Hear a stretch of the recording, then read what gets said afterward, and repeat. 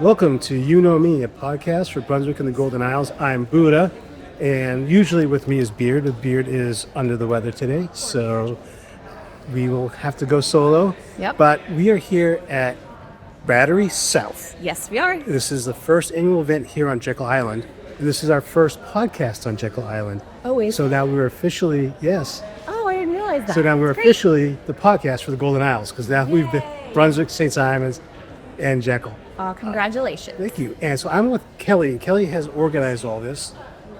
Kelly, introduce yourself and how did this all come about? Well, I am from the area, sort of. I live in South Carolina, but I live and breathe all things antique and art. It's just a passion of mine. I've always loved design, graphics. I work with a lot of different clients in my life, but I had always sort of loved coming up with different concepts for events. So when thinking about what the Southeast needed, it was something that was only happening out in Texas in the Northeast, which is the antique and fine art events that aren't necessarily looking for crafts or spray painted furniture. These are the real items.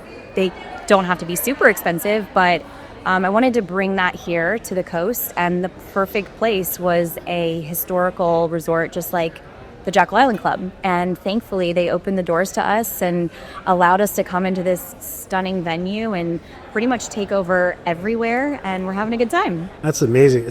It's absolutely beautiful. It's a beautiful place to do this. Mm-hmm. But is this something that is this a traveling show? Is this the very first one ever, or do you do Braderie? Well, it could be, but this is the first year ever, and we're having it here to sort of see how the community responds, see if there is the great interest that we think there will be. And so far today, the turnout has been wonderful. We did a preview party last night so that some of the designers in the area, even from Jacksonville and Atlanta, and those that want to get the items first, they come to the preview party and snatch up the good stuff. And then we're here all weekend, but it's nice to have a place that holds a lot of history, also complement all the items that also tell a lot of stories. Was that the draw to come to Jekyll Island, for the Jekyll Island Club, because of the... Absolutely. I think that makes it just as meaningful to have... you don't want to walk into maybe like a convention center, or a brand new hotel, and all of a sudden it just feels different. I looked at so many other properties and it just didn't feel right. And there's something about the oak trees, the chandeliers, the fact that you're wandering halls that are over 100 years old. It feels good here. So I think we've found a really good home, and not to mention they just spent $25 million remodeling the entire resort. So they took their time, they did it right, and it's stunning. So everyone that's come to visit, not only have they been able to enjoy the event, they're shocked at what their rooms look like now and how different the Jekyll Island Club is, because a lot of them haven't been here either at all or in 30 years or more. Right, we've always liked coming to the island here because of the Jekyll Island Club. Yeah. And it's just great to look at. But, there's other historic buildings around here. There are. The island itself has got a lot of history behind it. Absolutely. So I think it accentuates what the vendors are offering, I think. 100%. Yep. And I think it makes them feel welcome too, because they enjoy the history just as much as we do. And exhibitors want to enjoy where they're going. I mean, this is their life. They travel all over the country. They go to so many places. A lot of shops and brick and mortars have closed down. A lot of antique shows don't exist anymore. So when they travel to different places, they want to go somewhere that feels good. And they like seeing each other and sticking with their community. But this is... from what I hear, they are absolutely loving the way it feels here. And for them, it kind of feels like a vacation instead of working. So that makes me feel good too, that they're not feeling like they're just here to be worker bees all weekend. They're actually enjoying themselves. So that's excellent. It's a great draw. Yeah. Especially if the ones that we mentioned drove literally from New Hampshire and Maine and Texas. They've come from all over the country, so they might as well enjoy their time here too. Definitely. Now, what do we have? I mean, here we're in the Morgan Center, and we've got some posters, and I see some silver, and I see some jewelry. Is it everything? Is jewelry, books? Is there a place for books? I'm a book guy myself. Yeah. So if there's a place I can go and Absolutely. The one thing a lot of people don't know is there's a huge price range. So it could be anything from a few dollars to a few $1,000s. There's furniture, there's art, there's lighting, there are the vintage posters. You'll find that every single collector has sort of their specialty, or every single person that exhibits here either has heirlooms or things that are handmade. They're done with some sort of heart behind them. So what we did in the Morgan Center is we created a big space where not any of the exhibitors are showcasing the same thing. It's all different. And then we took over part of the main hotel in the Hall of Mirrors to create more action in different areas. Like one of our exhibitors, Mark Carson English, who is internationally known, he just wanted to bring as much art as he possibly could and sit there and paint all weekend and let people watch him. So really excited about that, and adding in different elements like a cocktail class and things that people can enjoy. But there's a completely different side with the other hotel that's a totally different look and feel of exhibitors there too. So as you wander around, just know that there's a price range all over the gamut, and really talking to the exhibitors, they'll tell you. You know, a lot of times you look for something and say it is books. If they don't have it, they know exactly who does. They know exactly what price you should pay. They know exactly how to get it, or they've got it hiding, because if you come for the weekend, they're putting new things out every day. And especially Sunday, they're really wheeling and dealing because they don't want to pack it up. Exactly. But if you're looking for something special, they know exactly where to find it. That's amazing. And do you see, well, this is the first time. So when you envisioned this, is this what you envisioned or better? I think it's better. I mean, it's nice to see that there's every age here. There's a lot of families enjoying it, a lot of couples, a lot of girlfriends here together. I'm so happy to see kids and families. It's very multi-generational. You never know. Just like we said, we have family members that collected or hoarded or saved everything to be passed down. Sometimes you don't even know the value of those things until you inherit them. We've had people bring in paintings to show our art dealers. One gentleman brought in one yesterday that our art dealer looked at and valued it at $1,000, and he was literally about to donate it. I know that's a little antique roadshow-ish, but these are the real people to ask.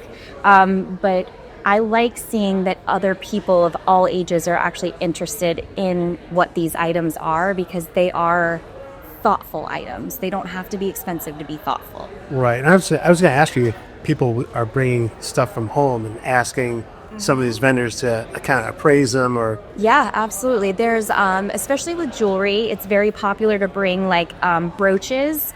A lot of people, especially my age, they were handed down bar pins or brooches or items that they necessarily don't feel they can wear day to day, that we have jewelers here that turn them into necklaces or turn them into rings. They give them a value, they tell them what it is, they explain, what the heck am I looking at here? Like, I inherited it, but I don't know what it is, or I bought it somewhere else, and is it even worth anything? They turn it into something wearable or usable. Even if you have silverware that you've inherited, or you only have a couple of pieces and you're missing one, or you mistakenly put the silverware in the dishwasher and tore it up. There's a silver dealer here that can clean it or can help you find a replacement for ones that are over 100 years old. So there's all kinds of reasons to chat with them and to find all kinds of things. Oh, that's amazing. And this is your passion. Yeah. It really is. When we talked earlier, one of the things that I love about it is that it's a part of history. So I'm a history person. Yeah. So seeing things that remind me of things of days past that has legal value. Yeah. Growing up where I grew up in the New England area, so I'm very fond of the American Revolution. Yep. Things like that. Yep. My cousin, who I'm really close with, he's all the Civil War. So, Right. you know, if he finds something that I'd like, he'll call me and I remember I was going through my grandfather's stuff and I found a Civil War saber, Yep. a Union saber. Yep. I cleaned it up for him and said, "Damn it! I mean, this is what I found up at at Papa's place. Yeah. We didn't know what we were gonna find there." When he retired, he bought a house. It was an antique shop already. So man. all of his stuff from Massachusetts went to Maine, and of course, at that age, he didn't want to sell anything because everything was a significant value. So after he passed, we had about 7 different auctions, Wow. and there's some stuff that was very, very valuable that he had. I can imagine. But being in the Polanco house, we actually found handwritten drafts of some of his poems. Wow. I'm like, well, we got to take these back to the house. You do. Bring those guys. Yeah, we can't keep those. They need to go back. But then I found like a paper bag, and it was just a lead blob. That's amazing. So I mean, it just runs the gamut. It So does. to me, when I see stuff like this, it's a treasure hunt. It is. So you don't know what you're gonna find, and you might see something that is kind of innocuous, but then when you pick it up and you learn about it, there's something very valuable to it. Absolutely. And there's a reason, we also have the antique cars here today, the vintage cars. There's a whole new way to think about history now, especially in our day and age. I grew up in a generation where if I needed to figure something out for my history report, I looked it up in an encyclopedia. I went to the A through C and I flipped through a book, and now we don't have that. We look it up on a device, right? Nowadays, even with my own kids, they come to shows with me that I'm not putting one on, but I'm going to them.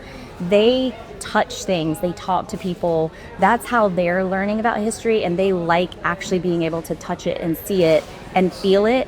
It's their version of learning about history, and it makes such a big difference because that's their version of an encyclopedia. It's the only way they're getting it, and it's the only way they're taking it in. And just like that, digging out the treasures, going through them, it's the best way to experience it, especially with the cars. Nowadays, you need a tune-up, they plug it into a computer. These guys out there with their cars, they use their hands, they open up the hood, they show you everything. It's a whole lesson in and of itself. Oh, yeah. And the first ones to run over there when they crank the car are the children.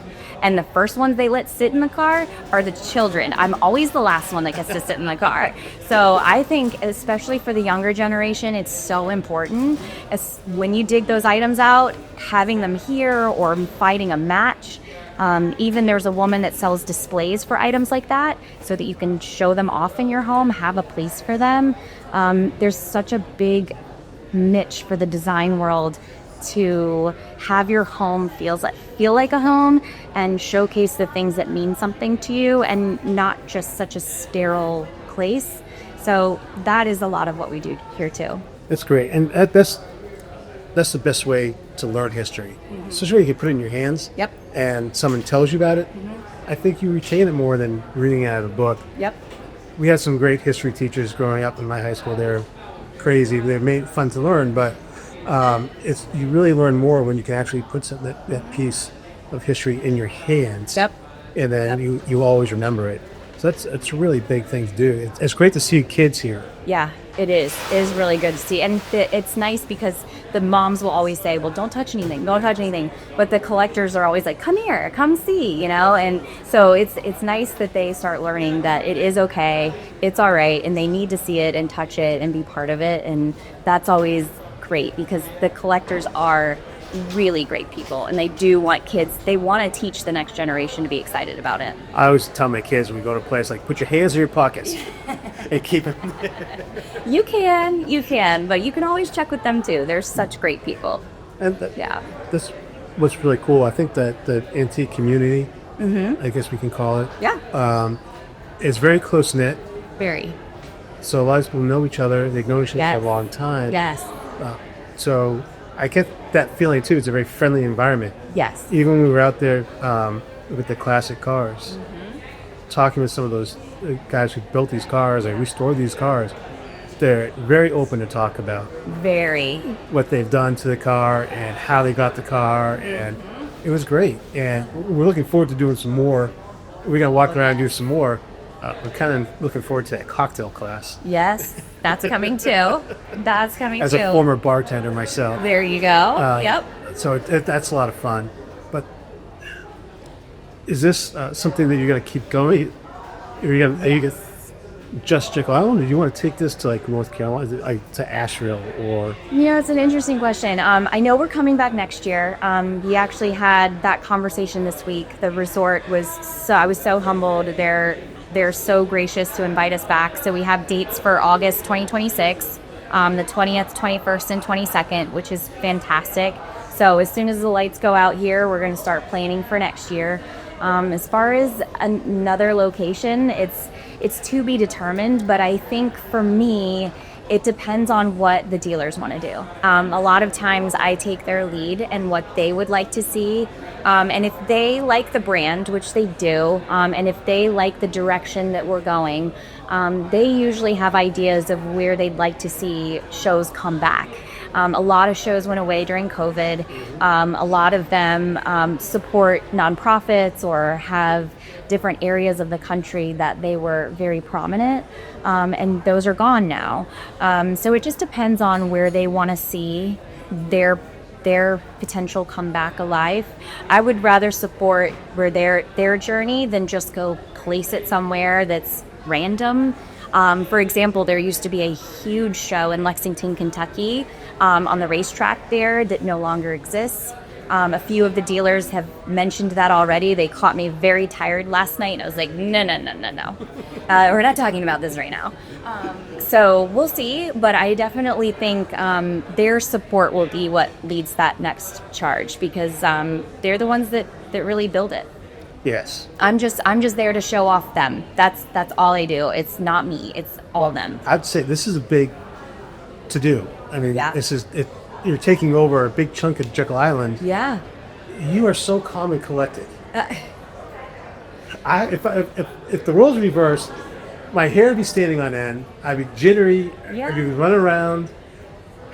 How are you keeping all this? Some people can be. I think if you do it enough times, if you've seen enough disasters, if you've seen enough people get upset, you just sort of, the train's left the station, you're on it no matter what. So I just do my best to try to keep everybody happy. You can't make everyone happy. As soon as you realize that, then you're good to go. But in this case, most people coming through the door are just here for a good time, and hence the schedule. We wanted to add in things like the cocktail class and the cars, and we think that what we're building also attracts the people that do love the same things we do and have the same spirit in the day. So I think we're attracting the exact right crowd to also enjoy, and they're pretty laid back as well. So that makes my job even easier. But I've pretty much seen it all and worked with all types of people that maybe are not so calm. I'm too old. I'm now too old, and I have kids that keep all of that pressure on. So I'm just again, the exhibitors do all the work. They make me look good. So You're definitely enjoying it. Look like you're really enjoying it. yeah. That's great. And I'm just glad you're here too to see it firsthand, because a lot of times a first-time event, a lot of people are very skeptical, and it's great to actually be able to put your hands on it and see it. Oh yeah. Well, when I saw it on Instagram, so I'm like, what is this? So I'm clicking on it and looking at the links, like, oh wow, this is really cool. And Paul mentioned something about it. I'm like, we gotta get here. We gotta do a podcast. We gotta take some video, put it on YouTube. It's amazing. It's a lot of fun, and I think we already have the dates for next year, so we're coming back again. Well, good. I hope you wander and take your time, and I know you're going to meet so many great personalities and hear a lot of really great stories, and I hope the listeners and the viewers enjoy them as well, because there's all day tomorrow and obviously next year, but I think it's just a great time for everybody to find out what this actual community is about, whether you buy something or not. I mean, who cares? Just come out and see what it actually is. No, do you collect anything? Yes and no. I collect a lot of things, but I'm a very sentimental collector. So I collect when I travel. So I collect things every trip I take. I buy something sentimental from that trip, and it can be a wide range of things. So that's my passion. I do buy a lot of art. when I'm traveling. And I do buy a lot of smalls, which you'll hear a lot here. There's some smalls. For example, we have antique tea boxes that one dealer has, which are absolutely gorgeous. Those are great. And just when I travel, I like to just have something that I can look at and remember where I was, what I did, and know exactly at what point in my children's lives I'm going to pass it on to them. For me, it's books. Yeah? And watches. Yes. And watches. Yep. I think that's the guy thing. And there's an amazing book dealer who couldn't come this year, but is definitely going to probably be in for next year. So you're going to love him. He's a character. Yeah. There's a place we go visit in Boston, and it's off the beaten path. And you think it's small, but it goes back. Oh, boy. And my wife and I are both into it. And we can spend hours there. Because not only that, they have the maps. Which I really like. I like the old maps as well. Yes, we have those here too. And we can just spend hours. I love, like I said, I grew up with being run around the Longfellow house, so that's my era. Longfellow, Thoreau, Emerson. Yep. So I have a lot of books. And Dickens. Yeah. Longfellow brought Dickens to the United States. Wow. So I have a couple first and second edition of Christmas Carol, which is my favorite story. Yep. And so those are kept nice and clean and put away. And we all have a routine. Yep. Everything's closed up, wrapped up. Can't touch it, but it's a lot of fun. And I think that great that long kids are here. Even our age, our Gen X people have kind of forgotten the importance. Yeah. Nostalgia that is here that can be saved. Yeah. Like our history is slowly sliding into the ocean, kind of, and this is a good way to bring it back. 100%. I think that's so true, and I think for people who, especially if like you're just buying a house together for the first time or moving or planning, I just think people are now looking for more meaningful things to be around them, and this is the perfect place to find that. There's something, that's like, you hear, so you're on Union Street in Brunswick, and those old Victorians just speak to you. Yep. And I think that people are starting to gravitate to that. And I agree. If I would win the lottery, I'd buy a whole bunch of those Victorians and just bring them back, restore them to what they're supposed to be, because they're just beautiful. Yeah.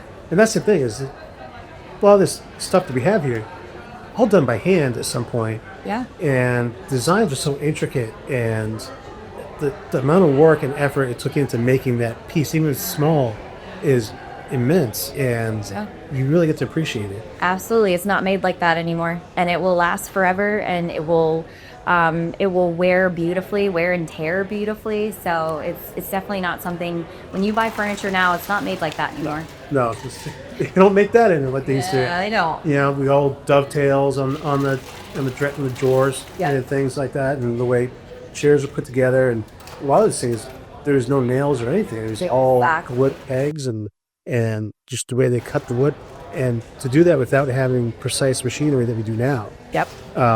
It takes a special person. It does. The detail is very incredible, and that's one of the things I like to remind people is when you get here, it's a little overwhelming. It's not a huge space in either building, but slow down, take your time, go around once one way, go around again the other way, and just take your time and enjoy it, because you'll miss some of that if you go too fast. Yeah. So, yeah. This is great. I don't want to keep you. I think we've kept you long enough. Well, thank you. I'm glad you're here. It's an honor. Please enjoy. Thank you for having us for the first annual Braderie. Where's the Braderie? Tell me about that name. So it's also a name that's found in the Netherlands and France a lot for their open air markets, which they will call flea markets. But as you know, they're much older countries than us, so their flea markets are truly antique markets. So the name came from there, just so that we could define the fact that it isn't crafts, it isn't, certain items. It truly is, in the realm of things special and handcrafted. So that's where the name came from. That's awesome. Yeah. Braderie South today and tomorrow. Yep. It's $20 to come in, Yep. which is perfect, Yeah. and a ton of stuff to look at. Absolutely. Yeah. Food and drink. Come enjoy the day. Thank you for being here. Oh, thank you for having us. This has been wonderful. Thank you so much. Yep. Happy.